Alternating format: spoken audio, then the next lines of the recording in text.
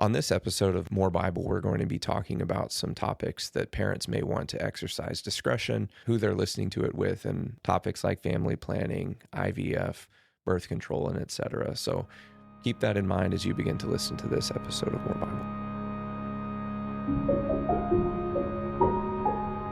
Hello and welcome to More Bible, the official podcast of Reformation Covenant Church. In Jesus' high priestly prayer, he asked that his Father would sanctify his people by the truth, and then affirmed, "Your word is truth." So, in seeking to be a means of answering our Lord's Prayer, in each episode, pastors and church officers will take questions from church members and provide answers from the Bible so that our people can grow in a deeper, more faithful understanding and application of God's Word to their daily lives. I'm John Unger, Director of Administration and Discipleship at Reformation Covenant Church, and I'm here together with Senior Pastor Bo Cogbill. Bo, we had a question come in to More Bible about IVF, and I think it's probably a bigger topic than just IVF, talking about family planning, children, if and how many children to have. Some Christians, have made the decision not to have children. And what are we to think about, birth control and IVF and other means of either facilitating or preventing children? I think first off, I'm thankful for the question. Yeah. I think this is an area that Christians, particularly if they're having struggles conceiving, it's a very private matter. You get questions about this. I do. On a regular basis, right? I do. I think there's a tendency to, when things are private and personal, not want to open up and wrestle through these questions apart from wise counsel, apart from the capital C church, apart from pastors. And I think that is unwise at best. It's understandable, but I do think it is unwise.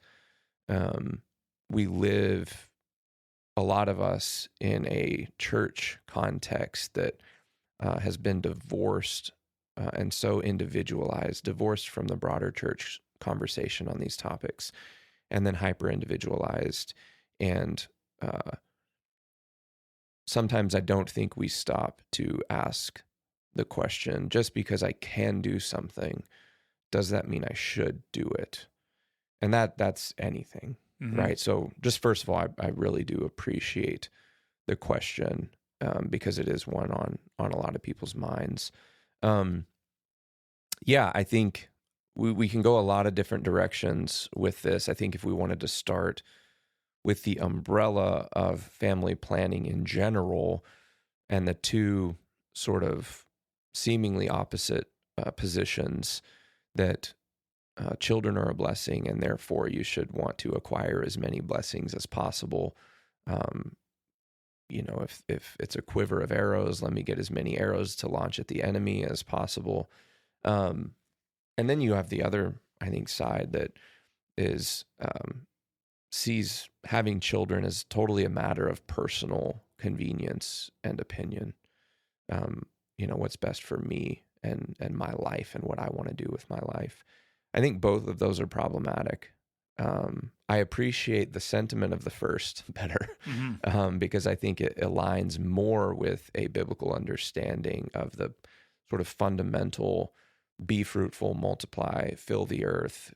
God's desire for the family is to be a means through which he fills the world with godly offspring. I don't think, apart from, extreme circumstances, the sentiment, I'm not going to have any kids because they're going to be an inconvenience, or even I'm going to limit myself to one or two kids because they're going to be an inconvenience and that's really hard and expensive. I don't think that's a biblical way of at least beginning to approach the conversation. And so we would probably discourage both extreme views. And then you can begin to have, some topics about what is wise, what is good, what is prudent. And I think some of that will be dependent on the family and the mom and the dad and their ability to steward the blessings that they're attempting to acquire. So avoiding the two extremes, so if we're in the middle here, how do we go about answering questions like family planning, right? Mm-hmm. That's a term that's been used. We've got Planned Parenthood, right? Mm-hmm. Which is another question or discussion altogether. But that the whole idea of planning and the control that technology has enabled us to have over conception and especially as it regards IVF and that was the specific question that came in is okay, how do we think about that? Because families that want to have children often struggle to conceive and are there legitimate ways of facilitating and helping? And it seems like the answer is maybe yes, but I'd like to hear your thoughts on that. There were a few questions, I think, in that. The first being, how do we think about family planning in general?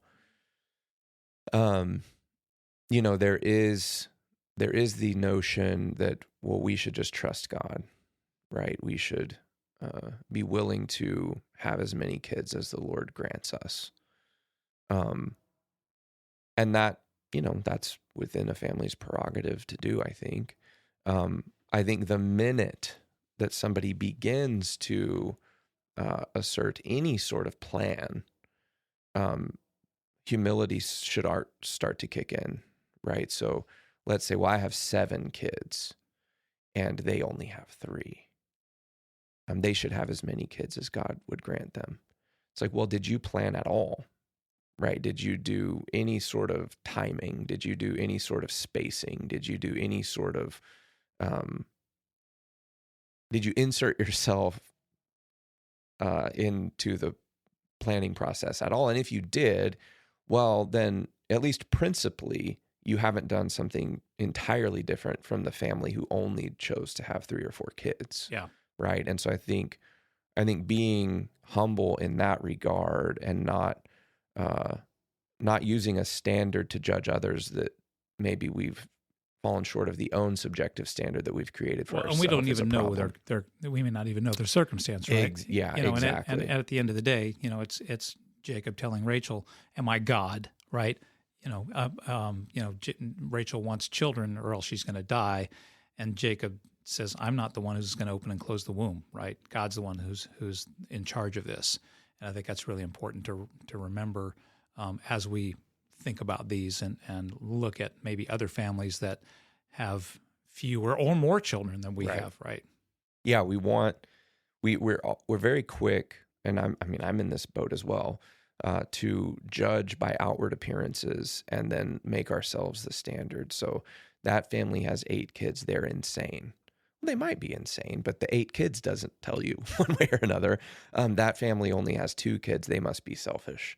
And you've made a leap in both circumstances. And I think sometimes, church cultures can be, we're a quiverful church, and that's how we identify ourselves. And well, of course, in a church like that, people who struggle with infertility are going to have a hard time. We also don't want to knee jerk in the other direction and say, well, there is this thing of infertility that's really hard for a lot of people, so we're going to refrain from encouraging people to be fruitful and multiply and have kids, right? So again, part of why we do this, podcast is to talk through these things and to help foster some humility, foster, a sober-mindedness when you begin to talk about these things, to frame the conversation, and then you work your way into the particulars. And that's where each family, and I think pastoral care is really important, getting some wise counsel in this regard. And then you begin to talk about things like IVF, in vitro fertilization, things like vasectomies, things like how many kids we should and shouldn't have. And I think our guys are all pretty wise to help people navigate some of that and the conflict or potential conflict that can come within your own soul, and then also with extended family members. So that was kind of a long answer to the first question of the few questions that you asked. And then I guess we could get into specifics around in vitro fertilization, because that was what the email was about. Yeah. Yeah, I think again, because we can do something, I don't think we should dive headlong into just doing it necessarily. I think if the Lord is knitting a child together from the moment of conception, right? So one of our positions, and this isn't just an RCC position, this really is kind of a broader historic church way of looking at these things. So the Western church, the bioethicists that the church has employed and tried to think through some of these things is pretty unanimous. It's the more modern evangelical disregard for some of those voices that would be the aberration. But if life begins at conception, which is one of our big reasons for no abortions, then you have to ask the question: if you fertilize this egg and it is a baby, what does it mean to have 6 babies, 3 of which are frozen on a kind of life support, really? Mm-hmm. Similar to someone who's on life support at the end of life. Yes, right. So you're sustaining or suspending a life that is a life in a way that I think could eventually be extremely problematic. And I think the harvest as many eggs, fertilize as many eggs, discard whichever ones you don't want. I think that's a problem. I think that's bad. And the fact, I don't even know how many if millions of fertilized. Bad meaning you're killing someone. Right. Well, or you're suspending their life into perpetuity. Yeah. Right. But if you discard a living embryo. Sure. But my understanding, and I don't know if this is true, is I don't think you're allowed to, right? Don't they remain frozen? That's my understanding as well. Yeah. So I don't. Well, at least, as far as we know. As far as we know, yeah. I think obviously if you're discarding it, then I think that's, definitely a problem. But I think it's even ethically highly questionable. What's the state of this baby right now? Yeah. So is it frozen for 100 years, 150 years, 200 years? And I think that's dangerous. And I think you see in other countries, strangely, they will limit a, harvesting and a implanting to 1 or 2 eggs at a time. So the U.S. is the only one that does. I don't know if it's the only one, but it is. That allows multiple. It's a big business, and it's really expensive. And we are, I think, one of, if not the most, I don't know if free is even the right word, liberal with what we do and how we treat these children. I think I think you could make a case for, okay, we would be okay if the Lord, blessed us with 10 children. And so we are going to fertilize, 10 eggs. And whatever happens, we are going to try to conceive and raise 10 children. I think that would be the closest case that I could be comfortable with. IVF being something that's acceptable. I think once you begin to leave babies frozen into perpetuity, I think you've transgressed and moved into a place that's morally reprehensible. Well, and you get to a place where you're not even recognizing that conceived child as a child or a human, and an image bearer of God, even in their conceived, embryonic state. They're a baby. That's a baby, right? it may be a 2-cell baby, but it's a baby. Right. Yeah, and I don't know how think many that's cells.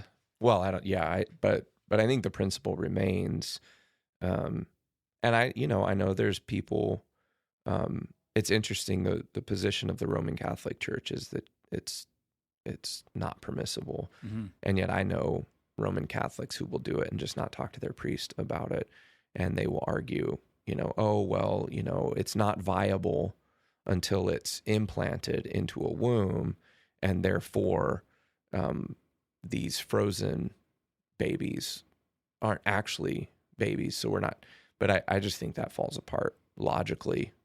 If location and viability, and again, we would make these arguments about the pro-life, right? Oh, it's not viable. Well, it's like, what 2-year-old is viable? Right. Apart from being cared for moment by moment, Yeah, you feed the baby, you change the baby, you put the baby to bed, you keep the baby warm, you keep the baby cool. If you limit personhood to viability, again, you run into all sorts of problems before early life and late life. Yeah. And then you begin to kill people, euthanize people. I saw something the other day that Canada euthanized more people than dogs last year. You think that's real? I didn't. It might be. I don't know. We should Google that. I don't know. I mean, when Mary is told about her birth or her giving birth to the Messiah, Gabriel tells her, "You will conceive in your womb and bear a son." And the fact that phrase conception or conceive is used, I think it's plain that in the scriptures, when a woman conceives, it's a baby, right? It's a child from the moment that they conceive. David talking about, "You've knit me together in my mother's womb. My frame was not hidden from you when I was made in secret." God is the one who is the author and knitter and artificer, if you will, of our very cells as they come together in our mother's wombs, and in potentially, not potential, but in an in vitro situation. So we need to recognize and kind of step back from that and say, this is not our creation. This is God's. Mm-hmm.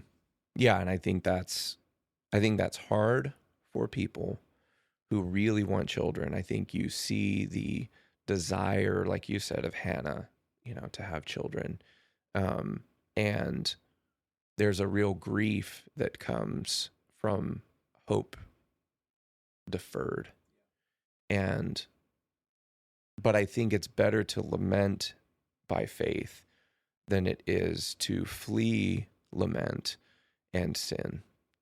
And I think,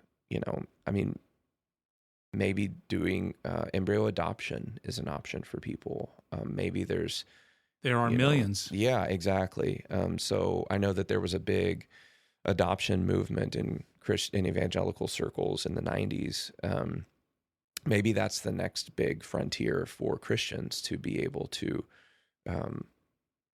take what people intend for evil and use it for good. So I haven't thought through the implications of what that would look like, but maybe instead of freezing the 10 or 15 and then having 6 kids yourself, maybe you would consider something like that. I'm not sure. What do you think about that?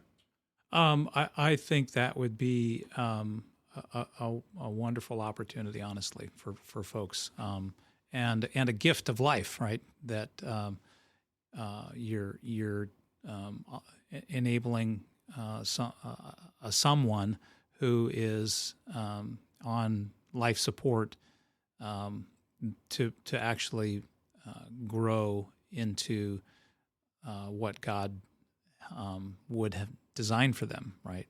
And have them become. So I think it's a good opportunity for folks. Yeah, I think that's my inclination as well. One thing that strikes me about IVF is, especially with the horrific immorality and promiscuity that we have, IVF has technologically enabled adultery, right? And I think that we need to be, we need to have good boundaries to this, and biblical guardrails, right, as we think about this. Yeah, and I think that's true for all of these issues that are quite complicated and divorced from a biblical ethic. I remember when we first got married, coming across the idea that birth control pills could be abortifacients.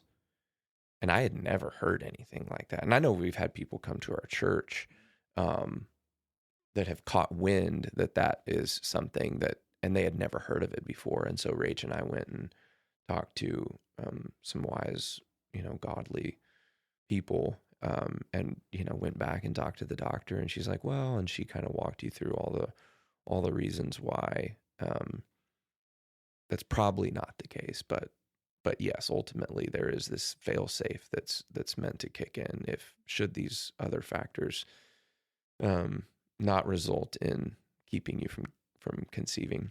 Yeah. And so we made the decision to get off birth control quite early in our marriage. Now I know there are ladies who have like endometriosis and have some really, really hardcore personal issues and hormonal balance that birth control pills can help alleviate. I would think in those situations, there are ways that you can time things that would not result in the loss of a life of a child. So just like there are prime times to try to conceive a child, if you are taking birth control and there is a chance that, you could have a quote unquote medical abortion because of the pills that you're taking or the medicines that you're taking, I think prudence would encourage you to, and we've got some ladies in our church that are very skilled and wise and knowledgeable on those timings and those windows. And I mean, goodness, the apps that are out there now. So I would, encourage, if there is someone listening to this, it's like, oh my goodness, I haven't thought about that. We can connect you with some godly, wise women to help you have some of these conversations. Yeah, and the abortion industry has continued to grow and change, and now there are easily accessible abortifacient pills, right, that might be understood to be just birth control, and they're not. They are actually abortifacient or abortion enabling drugs, and they're much more. So an abortion is much more easy to procure now through those kinds of drugs than it would have been 20 years ago or even 10 years ago, when you had to go to a clinic, right, and either get a physical medical abortion or get the pill there, right? You can get it via email now, not email, but that would be really skillful. You need a 3D printer via mail, but you can order it online, basically. Right. Yeah.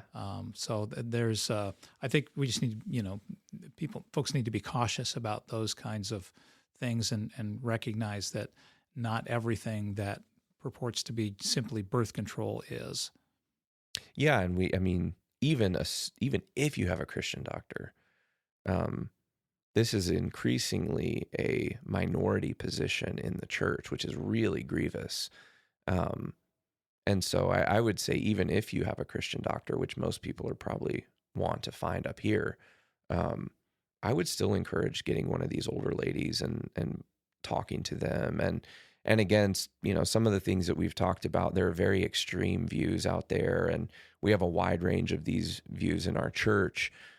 So, maybe the first person to talk to, if you're not comfortable talking to an elder, get an elder's wife or a deacon's wife or something like that, just because there can be all sorts of confusion around this, and we don't want it to become something that is a cause of unnecessary angst, but we also want to make sure that we're walking faithfully in these matters. And there's some, just like any other conversation, there's going to be some people that it's better to have those conversations with than others, and that's true of anything. Yeah.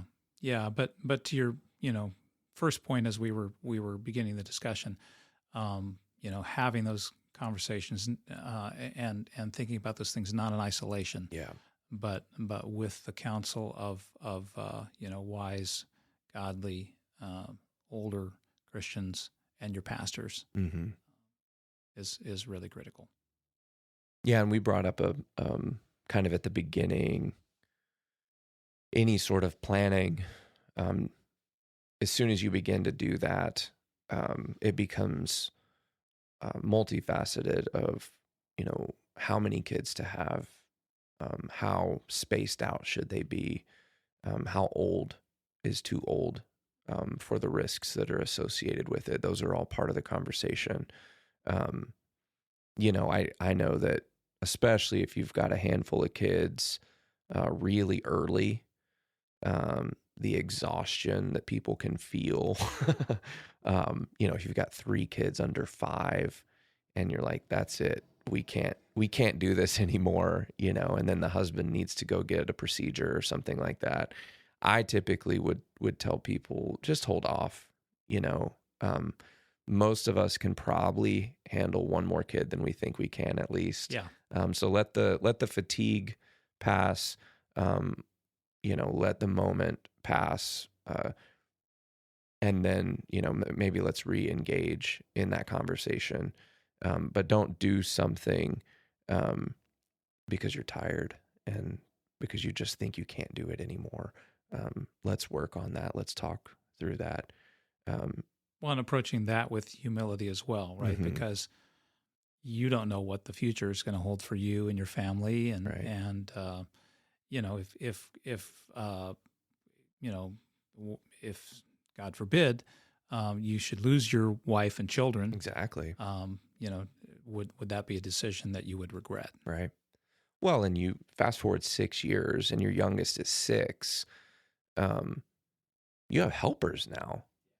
So it's not uncommon for there to be kind of like two generations in one house, because, mom and dad have gotten their head above water. That's where we were. They can see the sun again. Yeah.